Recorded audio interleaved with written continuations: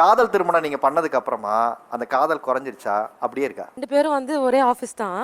First ஃப்ரெண்ட்ஸாக தான் இருந்தோம். அப்போ வந்து நான் ஆஃபீஸ்க்கு வந்து அந்த ட்ரெஸ்ஸிங்லாம் ஜீன்ஸ் போட்டு போவேன், ஸ்லீவ்லெஸ் போட்டு போவேன். அப்போல்லாம் வந்து எடுத்தோடனே வந்து லவ் பண்ண ஸ்டார்டிங்லேயே இது போடாதம்மான்னா நான் மதிச்சிருக்க மாட்டேன்.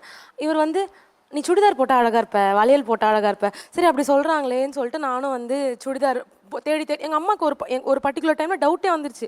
இந்த பொண்ணு சுடிதார்லாம் போட்டு போவாதே ஆஃபீஸ்க்கு அப்படின்னு.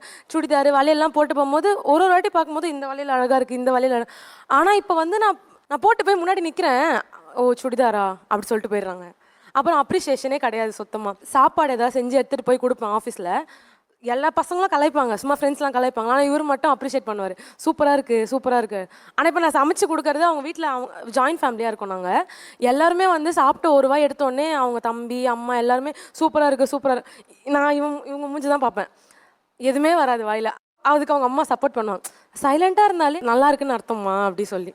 அப்போ முன்னாடி ஏன் அப்ரிஷியேட் பண்ணாங்க? ஒரு குழந்தை வந்து நம்ம வந்து பாராட்டணும்னு வச்சிங்களேன், உடனே ஒரு சீன் போடுவோம் பார்த்துருக்கீங்களா? அந்த சீன் வந்து இவகிட்ட டபுள் மடங்கா இல்லை ட்ரிபிள் மடங்காக வரும். அப்படியே ஒரு ஒரு நெக்கில் ஒரு சிரிப்பும் ஒரு ஸ்மைலும் இருக்கும். அதை பார்க்கும்போது நம்ம பாராட்டுறது வேஸ்ட்டோ அப்படின்ற மாதிரி நம்மளுக்கே ஒரு தாட் வந்துடும். அதனால் நான் வந்து அவ்வளோ வந்து சொல்லவே மாட்டேன் நான் அவகிட்ட. அது என்ன உங்களை டிஸ்டர்ப் பண்ணுது?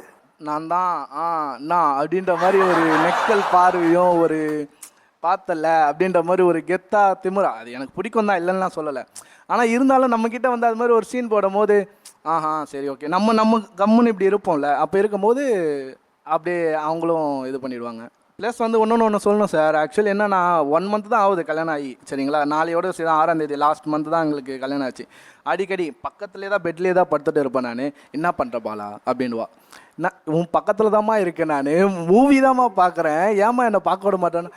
என்கிட்ட பேசு, முன்னாடிலாம் வந்து நீ பேசுவே, ஆனால் இப்போ ஏன் பேசவே மாட்டேற அப்படின்னுவா.